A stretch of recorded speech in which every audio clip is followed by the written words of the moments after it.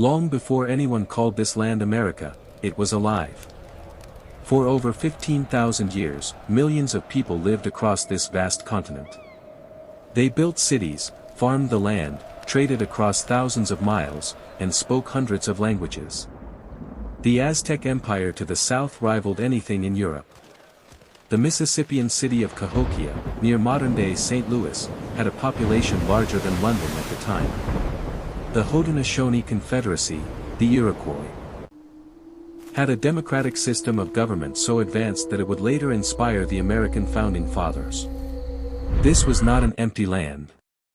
This was a world unto itself. And then, in 1492, everything changed. Christopher Columbus, sailing under the Spanish crown, landed in the Caribbean. He thought he had reached Asia. He hadn't. But his mistake would set off one of the most consequential chains of events in human history. Within decades, Spanish conquistadors were sweeping through Central and South America, tearing down empires, claiming gold, and planting crosses in the earth. The Portuguese pushed into Brazil. And slowly, other European powers, France, England, the Netherlands, began to look north, at the long stretch of coastline that would become the United States. The first English attempt at permanent settlement ended in mystery. In 1587, a colony was established on Roanoke Island, off the coast of what is now North Carolina. When supply ships returned 3 years later, every single colonist was gone. No bodies. No signs of violence. Just the word Croton carved into a post. The lost colony of Roanoke remains one of America's oldest unsolved mysteries. But England did not give up. In 1607, a group of settlers funded by the Virginia Company sailed into the Chesapeake Bay and established Jamestown, the first permanent English settlement in America. It was a disaster, almost immediately. The colonists were unprepared for the reality of survival.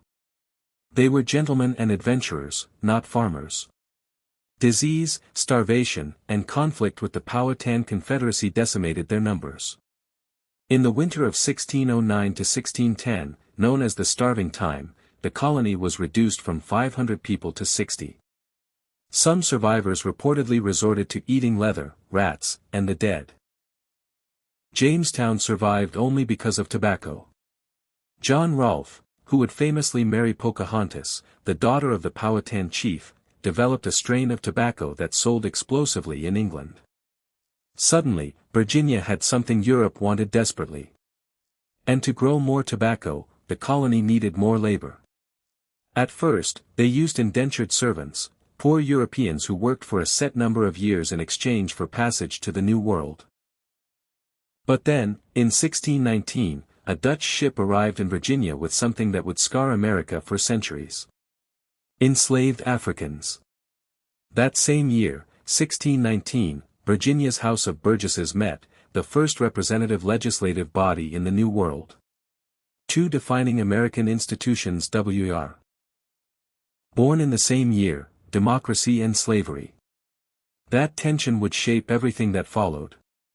While Virginia struggled for profit, a very different group of settlers was crossing the Atlantic for a very different reason. In 1620, a group of separatist Puritans, people who believed the Church of England was too corrupt to reform, boarded a ship called the Mayflower. They were fleeing religious persecution. They were heading for Virginia, but storms pushed them far north. They landed at Plymouth, in present-day Massachusetts, in the dead of winter. Before they even stepped off the ship, they did something remarkable. They drafted the Mayflower Compact, a self-governing agreement signed by all adult male passengers. It was a radical idea, that a community could make its own laws, by consent. A tiny seed of democracy, planted in the snow. Half the pilgrims died that first winter.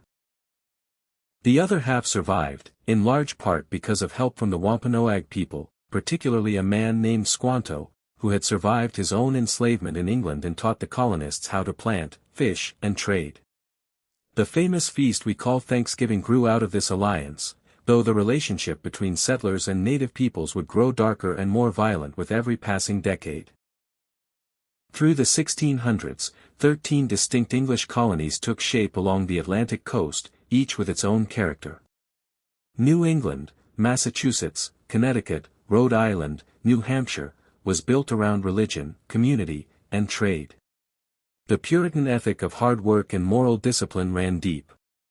The Middle Colonies, New York, Pennsylvania, New Jersey, Delaware, were more diverse, more tolerant, a mosaic of Dutch, German, Swedish, and English settlers. William Penn's Pennsylvania was founded explicitly on religious freedom. The Southern Colonies, Virginia, Maryland, the Carolinas, Georgia, were agricultural powerhouses, built on the brutal foundation of enslaved labor. By the mid-1700s, hundreds of thousands of Africans had been transported across the Atlantic in the horror of the Middle Passage, packed into ships like cargo, robbed of their names, their families, their freedom. These were not one unified people. They were 13 very different societies. And yet, something was beginning to bind them together. A sense that they were not quite English anymore. In the mid-1700s, Britain was the most powerful empire on earth. But empires are expensive. After the French and Indian War, a global conflict that Britain won decisively in 1763, the British Crown found itself massively in debt. The solution seemed obvious: tax the colonies. They had benefited from British protection, hadn't they? They should help pay for it. The colonists saw it differently. The Stamp Act of 1765 taxed every piece of printed paper, newspapers, legal documents, even playing cards. The colonists erupted in fury. Not because the tax was crippling, it wasn't. But because it was imposed without their consent. They had no representatives in the British Parliament. Taxation without representation is tyranny, became the rallying cry. Britain repealed the Stamp Act, then passed new taxes on tea, glass, and paper. Colonists responded with boycotts. In 1770, British soldiers opened fire on an angry crowd in Boston, killing 5 people. Paul Revere's famous engraving turned it into the Boston Massacre, an act of propaganda, but deeply effective. In 1773, the Sons of Liberty, disguised as Mohawk warriors, boarded British ships in Boston Harbor and dumped 342 chests of tea into the water. The Boston Tea Party was an act of defiance that thrilled the colonies and enraged London. Britain's response, the Intolerable Acts, shut down Boston's port and effectively put Massachusetts under military rule. It was meant to isolate Boston and make an example of it. Instead, it united the colonies. In September 1774, delegates from 12 colonies gathered in Philadelphia for the First Continental Congress. They were not yet talking about independence. They were talking about rights. But the path was narrowing. On April 19, 1775, British troops marched toward Concord, Massachusetts, to seize a colonial weapons cache. Paul Revere and William Dawes rode through the night to warn the militia. At Lexington, 66 Minutemen faced 700 British redcoats on the village green. Someone fired. No one knows who. That shot, immortalized by Ralph Waldo Emerson as "the shot heard round the world," started a war. The American Revolution had begun. The Second Continental Congress convened in May 1775 with a war already underway.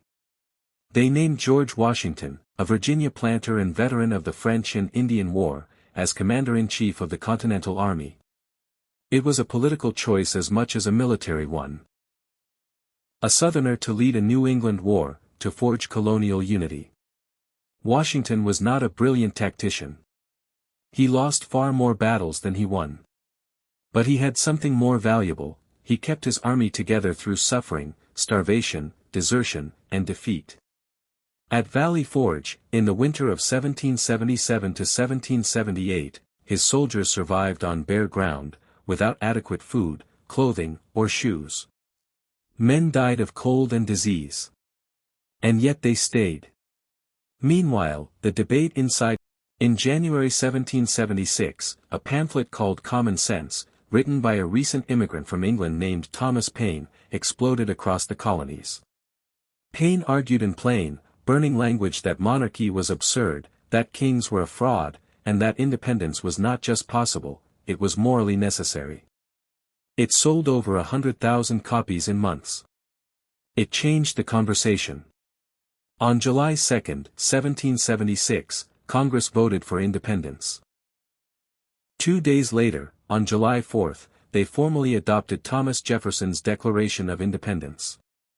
We hold these truths to be self-evident, that all men are created equal, that they are endowed by their Creator with certain unalienable rights, that among these are life, liberty and the pursuit of happiness. It was one of the most revolutionary sentences ever written.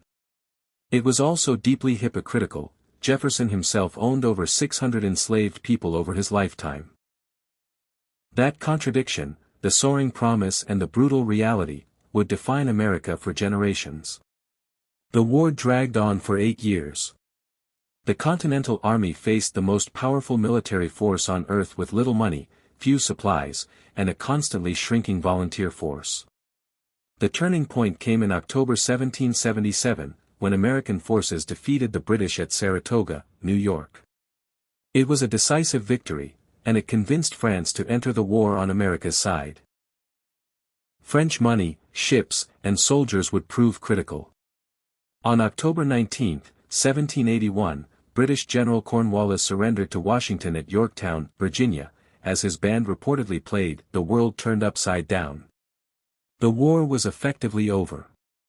The Treaty of Paris, signed in 1783, recognized the United States of America as a free and independent nation, stretching from the Atlantic coast to the Mississippi River. A new country had been born. But being born is just the beginning. The newly independent states had a government, the Articles of Confederation, that barely worked.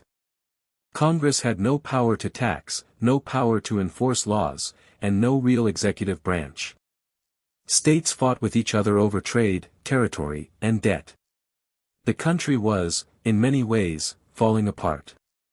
In the summer of 1787, 55 delegates gathered in Philadelphia for what was supposed to be a modest revision of the Articles. Instead, they threw them out entirely and invented something new. The Constitutional Convention produced a document that would become one of the most important in human history. It created a federal government with 3 branches, a legislative Congress, an executive president, and an independent judiciary. It balanced power between the federal government and the states. And it built in a system of checks and balances designed to prevent any single person or faction from seizing control. It also made compromises that would haunt the nation.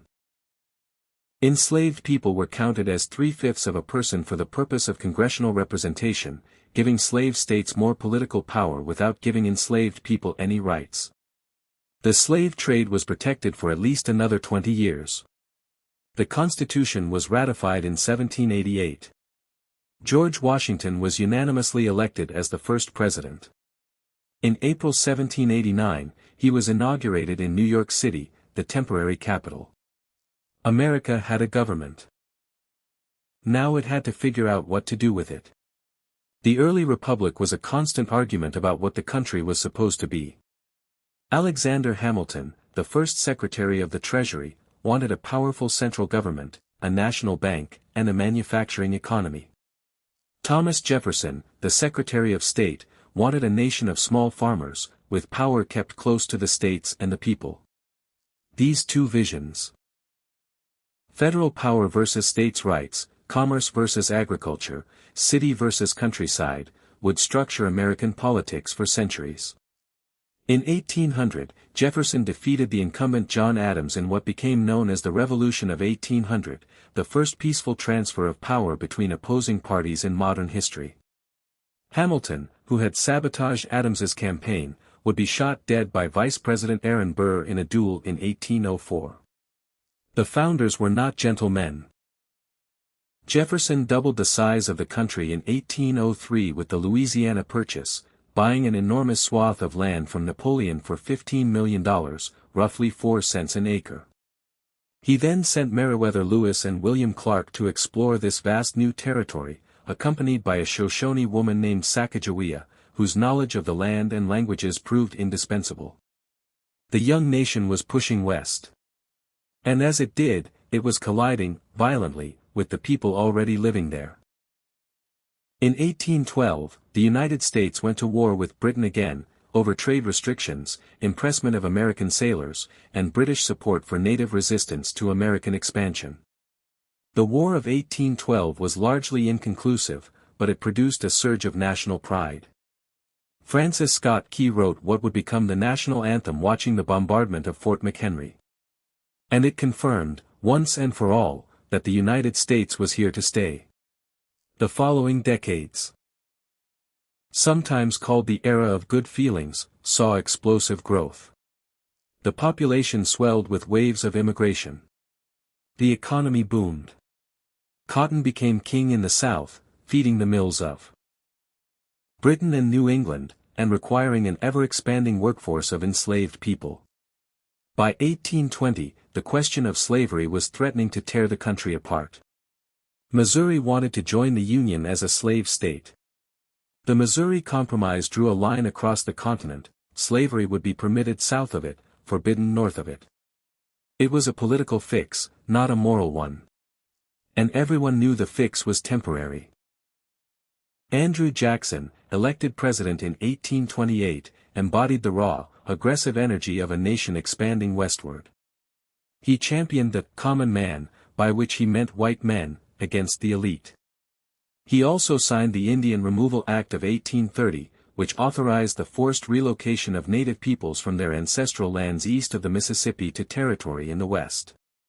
The result was the Trail of Tears. Between 1830 and 1850, tens of thousands of Cherokee, Creek, Choctaw, Chickasaw, and Seminole people were forced from their homes at gunpoint. Thousands died on the march, from cold, disease, and starvation. It was ethnic cleansing, carried out by the government of a nation that had declared all men created equal. By the 1840s, Americans had developed a powerful ideology to justify their westward expansion. They called it manifest destiny. The belief that it was God's will for the United States to stretch from the Atlantic to the Pacific. In 1845, the United States annexed Texas, which had declared independence from Mexico. Mexico disputed the border. In 1846, war broke out. The Mexican-American War was a lopsided American victory. The Treaty of Guadalupe Hidalgo, signed in 1848, transferred California, Nevada, Utah, Arizona, New Mexico, and parts of Colorado and Wyoming to the United States. Mexico lost half its territory. That same year, 1848, gold was discovered at Sutter's Mill in California. The gold rush was on. Within a year, 100,000 people had flooded into California from across the country and around the world. San Francisco exploded from a small town into a bustling city almost overnight. California became a state in 1850. And its admission to the Union immediately reignited the furious debate over slavery. The Compromise of 1850 tried to settle the question one more time. California came in free.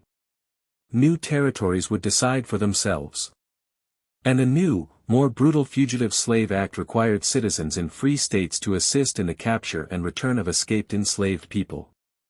It satisfied no one. And it solved nothing.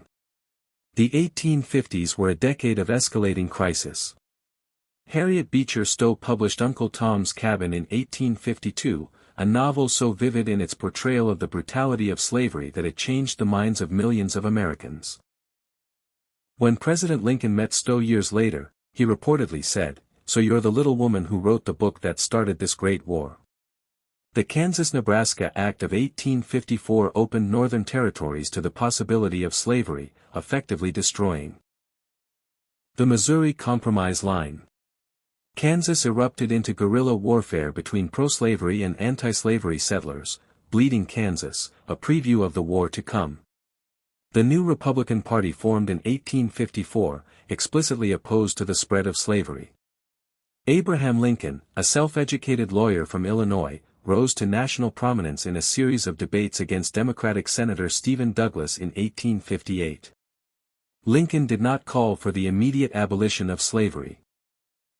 He knew that was politically impossible, but he argued, with moral clarity, that slavery was wrong, and that it must not be allowed to spread. He lost that Senate race. But the debates made him famous. In October 1859, the radical abolitionist John Brown led an armed raid on the federal arsenal at Harper's Ferry, Virginia, hoping to spark a slave uprising. He was captured, tried, and hanged. To abolitionists, he was a martyr.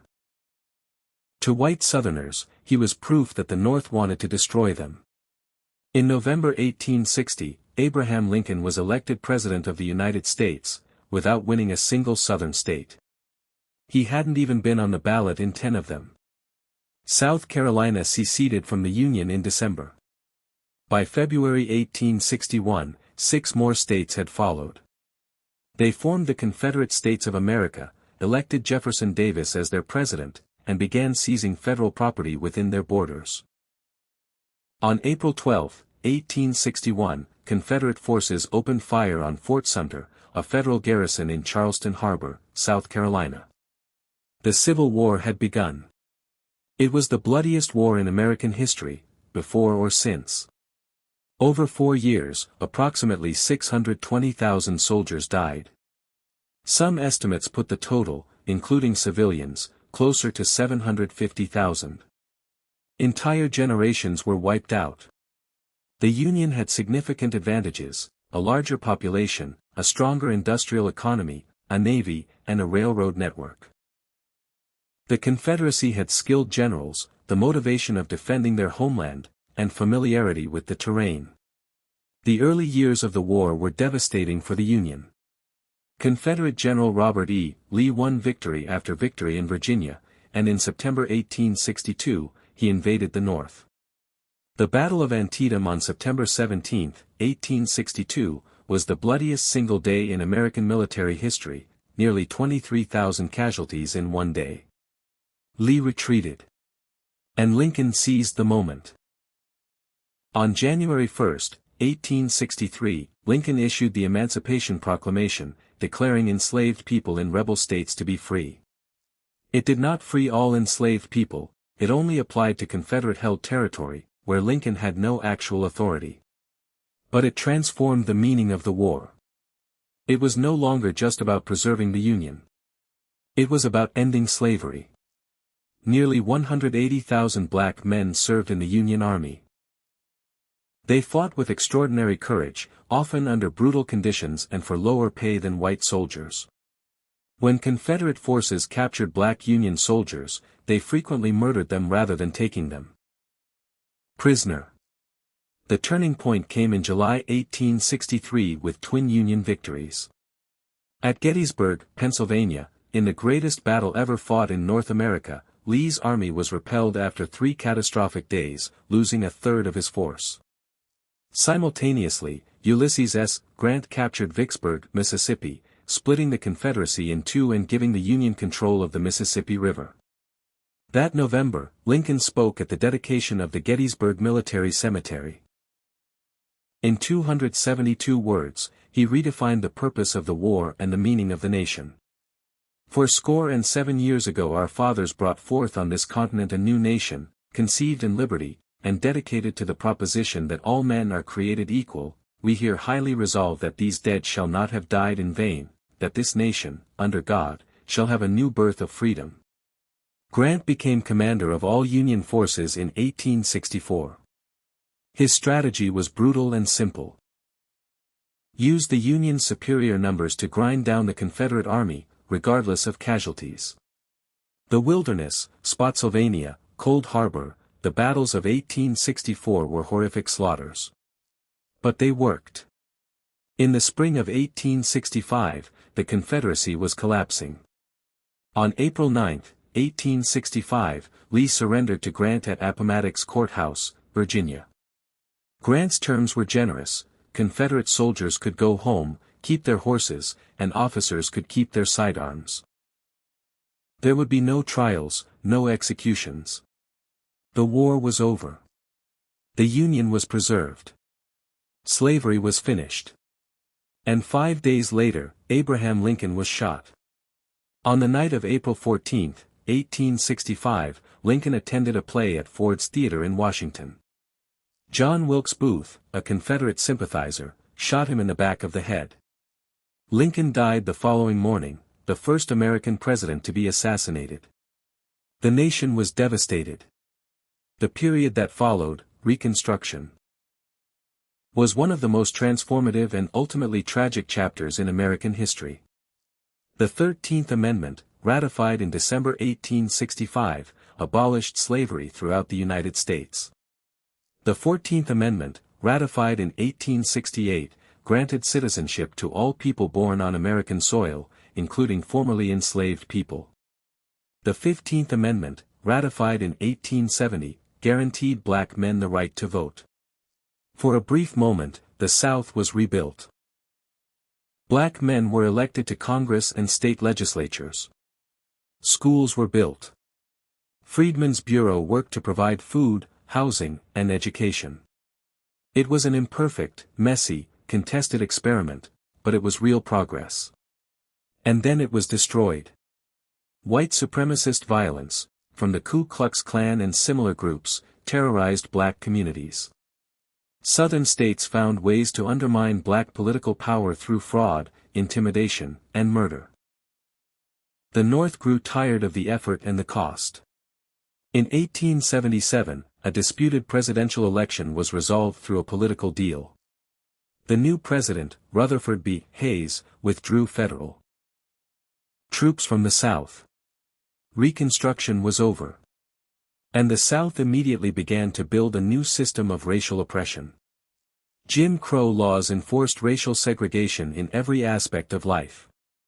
Poll taxes, literacy tests, and outright violence suppressed black voting for nearly a century. The promise of Reconstruction was buried. It would not be fully dug up until the Civil Rights Movement, nearly 100 years later. While the South was reverting to oppression, the rest of the country was undergoing a radical transformation. The Gilded Age, roughly 1870 to 1900, was an era of explosive industrial growth, staggering wealth, and equally staggering inequality. The Transcontinental Railroad, completed in 1869, knit the country together and opened the vast interior to settlement and commerce. The men who drove the iron spikes across the Sierra Nevada and across the Great Plains were mostly Chinese immigrants and Irish immigrants, paid a fraction of what white workers earned, working in conditions that killed many of them. Steel, oil, and finance created the first generation of American megabillionaires. Andrew Carnegie dominated steel. John D. Rockefeller controlled oil through Standard Oil, which at its peak controlled 90% of American oil production. J.P. Morgan ran banking and finance. These men had power that rivaled governments.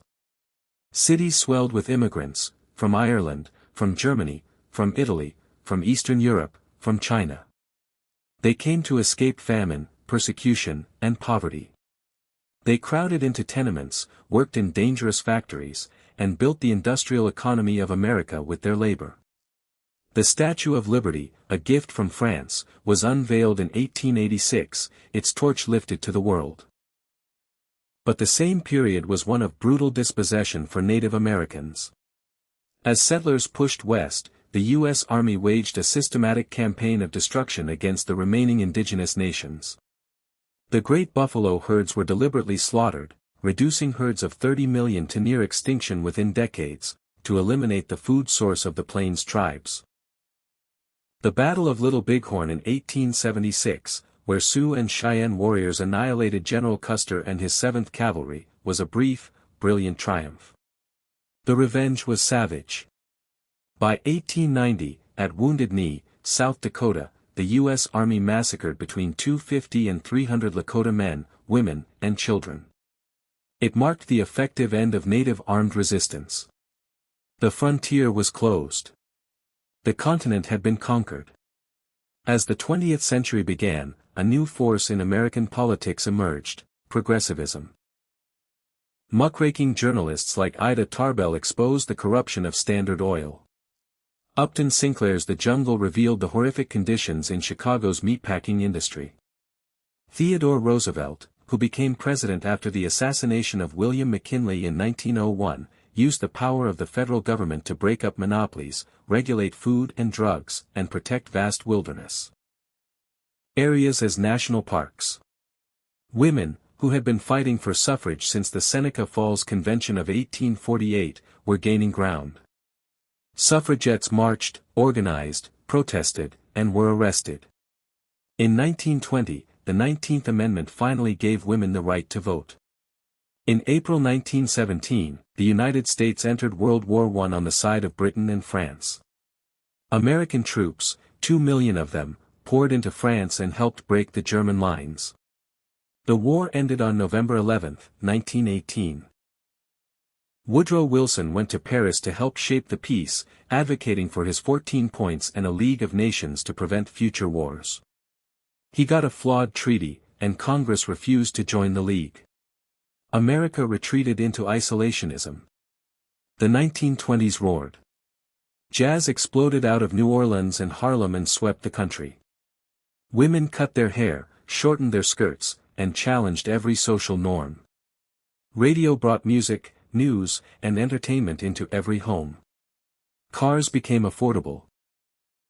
Henry Ford's Model T, produced on the revolutionary assembly line, put America on wheels. The economy boomed. The stock market soared. And underneath it all, the boom was built on debt, speculation, and illusion. On October 29, 1929, Black Tuesday, the stock market crashed. Within 3 years, a quarter of all Americans were unemployed. Banks failed by the thousands. Farmers watched prices collapse. Families lost their homes, their savings, their futures. The Great Depression was the worst economic catastrophe in American history. Franklin D. Roosevelt was elected president in 1932 on a promise of a New Deal. He moved with extraordinary speed, flooding the country with federal programs, the FDIC ensuring bank deposits, the CCC putting young men to work in national parks, Social Security providing old age insurance, the SEC regulating financial markets. The New Deal didn't end the Depression, but it gave millions of desperate people hope, relief, and a sense that their government was fighting for them. While America struggled through the Depression, the world was darkening. Adolf Hitler came to power in Germany in 1933. Japan was expanding aggressively across Asia. Mussolini ruled Italy. The old order of Europe was fracturing. Roosevelt saw the danger, but America was deeply isolationist. A majority of Americans wanted nothing to do with another European war. On December 7, 1941, Japan attacked the U.S. naval base at Pearl Harbor, Hawaii. The surprise attack killed 2,400 Americans and damaged or destroyed much of the Pacific Fleet. The following day, Roosevelt addressed Congress. Yesterday, December 7, 1941, a date which will live in infamy, the United States of America was suddenly and deliberately attacked. Congress declared war on Japan. Germany and Italy immediately declared war on the United States. America mobilized with breathtaking speed and scale. Factories that had made cars were converted overnight to make tanks and planes. Women entered the workforce by the millions. Rosie the Riveter became the symbol of a generation. Within 3 years, the United States was producing more war material than all the Axis powers combined. The war on two fronts was enormous in its scope. In the Pacific, island by island, American forces pushed back the Japanese advance. Guadalcanal, Midway, Iwo Jima, Okinawa. In Europe, American, British, and Canadian forces invaded North Africa, then Italy, then, on June 6, 1944, D-Day, stormed the beaches of Normandy in the largest amphibious invasion in history. The liberated Allied forces pushed east as Soviet forces pushed west. On April 30, 1945, Hitler committed suicide. Germany surrendered on May 8. Japan fought on. The Pacific War was projected to cost 1 million American casualties if the home islands were invaded. President Truman made a decision that changed history forever. On August 6, 1945, an American B-29 named Enola Gay dropped an atomic bomb on Hiroshima, Japan. The blast destroyed the city and killed approximately 80,000 people immediately. Tens of thousands more died in the following months from radiation. 3 days later, a second bomb fell on Nagasaki. On August 15, Japan surrendered. World War II was over. 70 to 85 million people had died. The world had been changed forever. And the United States emerged from it as the most powerful nation on Earth. And there was a new, terrifying shadow on the world: the nuclear age had begun. The post-war years brought an unprecedented boom in America. The GI Bill helped millions of returning veterans buy homes, go to college, and build middle-class lives. Suburbs spread across the country. The automobile culture exploded. Television entered American homes and changed everything from politics to family life. But the peace was shadowed by a new confrontation. The Soviet Union, America's wartime ally, had emerged from the war with enormous military power and an ideology, communism, that it was determined to spread. The United States and the USSR faced each other in what would become the Cold War, a decades-long global struggle for influence and survival, fought through proxy wars, espionage, propaganda, and the ever-present threat of nuclear annihilation. In 1950, Communist North Korea invaded South Korea. The United States, under a UN mandate, sent troops. The Korean War killed 36,000 Americans and millions of Koreans. It ended in an armistice, not a peace treaty, in 1953. The two Koreas are still technically at war. At home, fear of communist infiltration created a poisonous atmosphere. Senator Joseph McCarthy claimed that communists had infiltrated the government, the military, and Hollywood. The Red Scare destroyed careers and lives through accusation, blacklist, and innuendo. Edward R. Murrow's television broadcasts helped turn public opinion against McCarthy, and in 1954 he was censured by the Senate. But the fear he had exploited was real and lasting. And then came a movement that would force America to confront its oldest, deepest wound. The civil rights movement had been building for decades, rooted in black churches, NAACP legal challenges, and a long tradition of resistance. Rosa Parks's refusal to give up her bus seat in Montgomery, Alabama in 1955 sparked a citywide bus boycott that lasted 381 days and launched a young minister named Martin Luther King Jr. into national prominence. King's strategy was nonviolent direct action, sit-ins, marches, freedom rides, deliberately designed to force segregationists to reveal themselves through their violence. And they did. The images of peaceful protesters being attacked by police dogs and fire hoses in Birmingham, Alabama in 1963 shocked the nation and the world. On August 28, 1963, 250,000 people gathered in Washington, D.C., for the March on Washington. King stood before the Lincoln Memorial and delivered one of the greatest speeches in American history. I have a dream that my 4 little children will one day live in a nation where they will not be judged by the color of their skin but by the content of their character. President Kennedy proposed landmark civil rights legislation, but he was assassinated in Dallas on November 22, 1963, shot as his motorcade passed through Dealey Plaza. The nation mourned in stunned disbelief. His successor, Lyndon Johnson, used the grief and momentum to push through the Civil Rights Act of 1964, which outlawed discrimination based on race, color, religion, sex, or national origin. The following year, the Voting Rights Act of 1965 struck down the tools used to disenfranchise black voters. It was the most significant expansion of American democracy since Reconstruction. And it came at enormous cost. The assassination of King himself in 1968, the riots that burned cities across the country, the sacrifice of countless unnamed Americans who gave everything for a justice they did not always live to see. The 1960s were a decade of revolution. The counterculture challenged every established norm, in music, fashion, sexuality, drugs, and politics. Woodstock, the Beatles, Bob Dylan, the pill, a generation was redefining what America meant.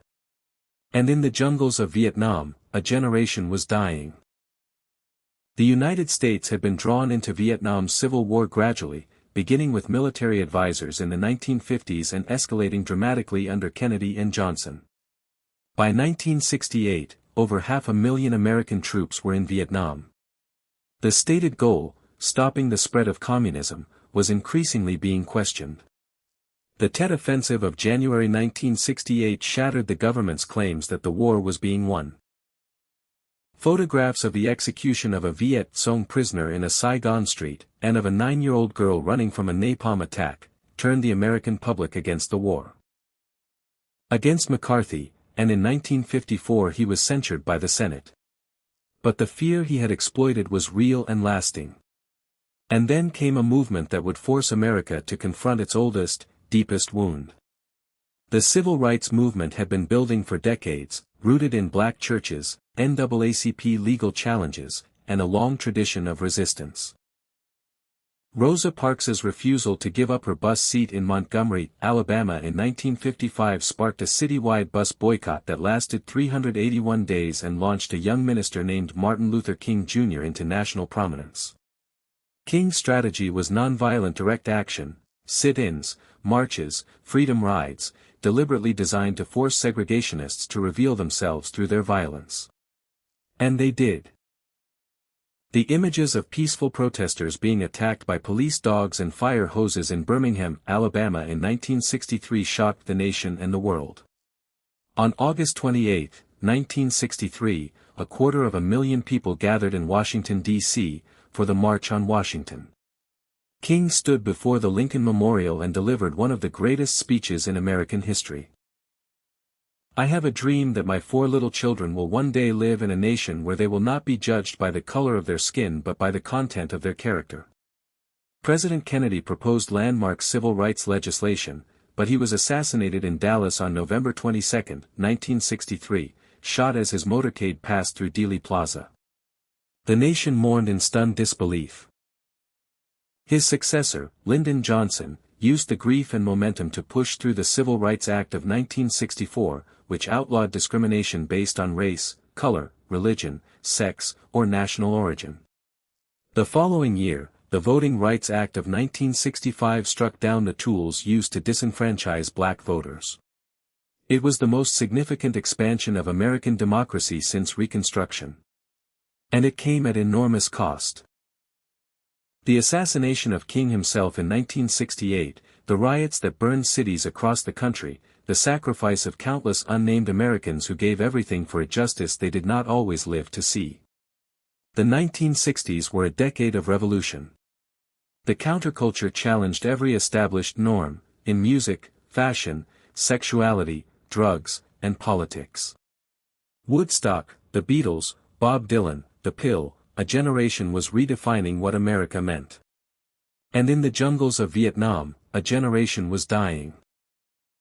The United States had been drawn into Vietnam's civil war gradually, beginning with military advisors in the 1950s and escalating dramatically under Kennedy and Johnson. By 1968, over 500,000 American troops were in Vietnam. The stated goal, stopping the spread of communism, was increasingly being questioned. The Tet Offensive of January 1968 shattered the government's claims that the war was being won. Photographs of the execution of a Viet Cong prisoner in a Saigon street, and of a 9-year-old girl running from a napalm attack, turned the American public against the war. Nixon, elected in 1968, promised to end the war with peace with honor. He secretly expanded it into Cambodia. Anti-war protests exploded across the country. At Kent State University in Ohio, National Guard troops shot and killed 4 student protesters. America was tearing itself apart. Nixon finally withdrew American forces in 1973. In 1975, North Vietnam captured Saigon. The war was lost. Over 58,000 Americans had died. Millions of Vietnamese had died. The trauma of Vietnam reshaped America's relationship with its military, its government, and itself. And then came Watergate. In June 1972, operatives connected to the Nixon re-election campaign were caught breaking into Democratic National Committee headquarters at the Watergate complex in Washington. The cover-up went all the way to the Oval Office. Tape recordings revealed Nixon discussing the cover-up with his aides. Facing certain impeachment and removal, Nixon resigned on August 9, 1974. The only U.S. president to resign from office. Trust in government had never been lower.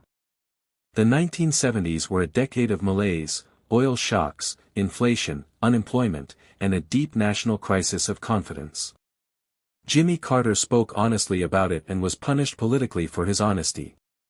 Ronald Reagan, elected in 1980, offered a very different message: morning in America. America was great and would be great again. His supply-side economics.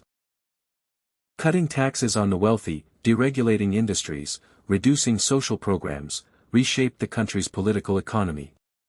The national debt tripled.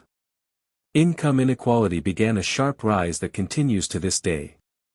But the economy recovered, and Reagan was beloved by tens of millions. Reagan also engaged in a renewed arms race with the Soviet Union, pushing military spending to levels the USSR could not match. By the mid-1980s, Soviet leader Mikhail Gorbachev recognized that the system was failing and attempted to reform it from within. He opened up Soviet society to debate and loosened the USSR's grip on Eastern Europe. In 1989, the Berlin Wall, the most powerful symbol of the Cold War, fell. Eastern European countries threw off communist rule. And in December 1991, the Soviet Union itself dissolved. The Cold War was over. The United States had won, and stood alone as the world's only superpower. The 1990s were an era of extraordinary optimism and prosperity. The Internet was born, transforming commerce, communication, and culture. The economy boomed through most of the decade. Clinton presided over budget surpluses and the longest peacetime economic expansion in American history. But the decade had its shadows. The AIDS crisis had devastated communities through the 1980s and continued its terrible work. The Gulf War of 1991, fought to expel Iraq from Kuwait, was a swift military success but left Saddam Hussein in power. Oklahoma City was bombed in 1995 by a domestic terrorist. The Columbine school shooting in 1999 shattered a sense of safety that. And then came September 11, 2001. On a clear Tuesday morning, 19 hijackers took control of 4 commercial airplanes. 2 crashed into the Twin Towers of the World Trade Center in New York City. 1 hit the Pentagon. The 4th, United Flight 93, crashed into a field in Pennsylvania after passengers fought back against the hijackers. 2,977 people were killed. The entire world watched in horror as the towers fell. The United States responded with a global war on terror.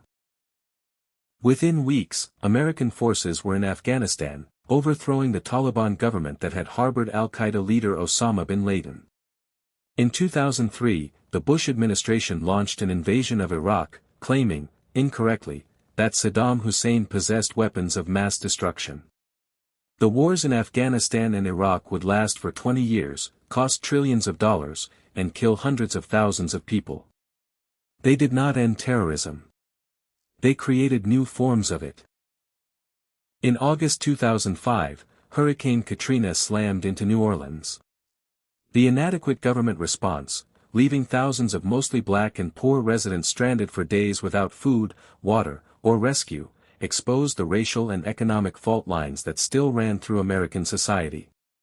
In 2008, the financial system nearly collapsed. Reckless lending, deregulation, and speculative excess brought the global economy to its knees. The Great Recession wiped out trillions in wealth, cost millions of Americans their jobs and homes, and required a massive government bailout of the very banks whose behavior had caused the crisis. And in the middle of this crisis, America did something it had never done before. On November 4, 2008, Barack Obama was elected as the 44th President of the United States, the first African American ever to hold the office. Crowds gathered in Grant Park in Chicago, and across the country, and in cities around the world. People wept. People who had lived through Jim Crow, through the assassination of King, through decades of struggle, saw a black man elected to lead the nation that had once enslaved his ancestors.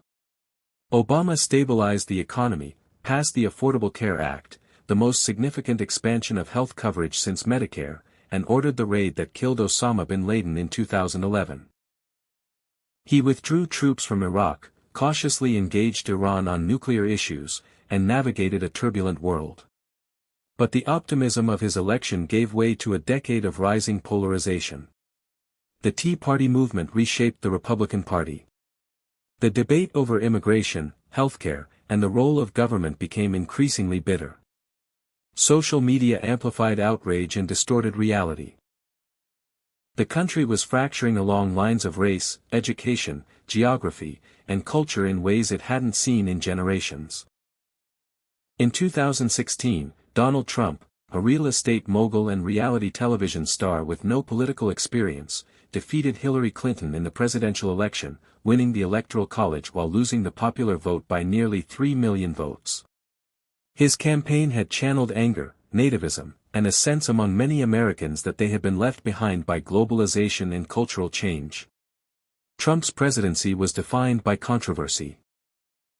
Investigations into Russian interference in the 2016 election, 2 impeachment trials, the withdrawal from international agreements, and a governing style that broke norms at every turn. And then, in late 2019, a new virus emerged in Wuhan, China. COVID-19 swept the world in early 2020, triggering the most severe global pandemic in a century. The United States, with the world's most expensive healthcare system, was devastated. By the end of 2020, over 300,000 Americans had died. Lockdowns shattered the economy. Schools closed. The social fabric strained in ways not seen in living memory. On May 25, 2020, a black man named George Floyd died after a Minneapolis police officer knelt on his neck for over 9 minutes. The video was watched by hundreds of millions of people.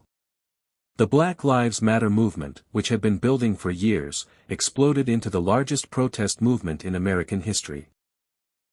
With demonstrations in all 50 states and across dozens of countries.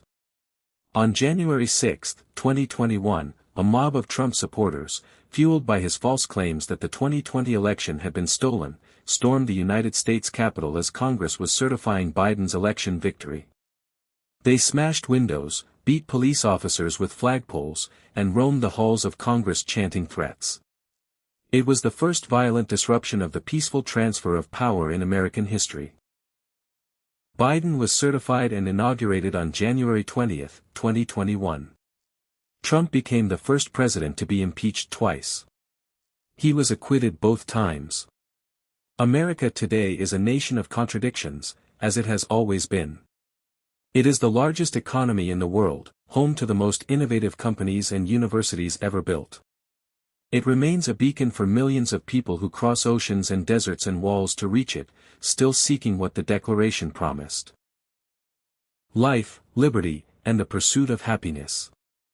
It is also a country with a higher rate of gun deaths than any other wealthy nation. A country where the quality of your healthcare depends on your income. A country where the racial wealth gap, rooted in centuries of slavery and discrimination, persists into the present. A country whose democratic institutions are under stress they have not faced since the Civil War.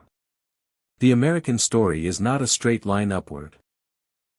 It is a jagged, painful, magnificent struggle, 2 steps forward, 1 step back, between the country's highest ideals and its worst impulses. From the indigenous nations who first called this land home, to the enslaved Africans who built its wealth, to the immigrants who filled its cities and fields, to the soldiers who died in its wars, to the protesters who marched in its streets, America has never been made by one people.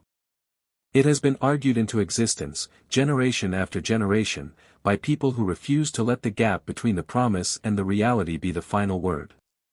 That argument is not over. It has never been over.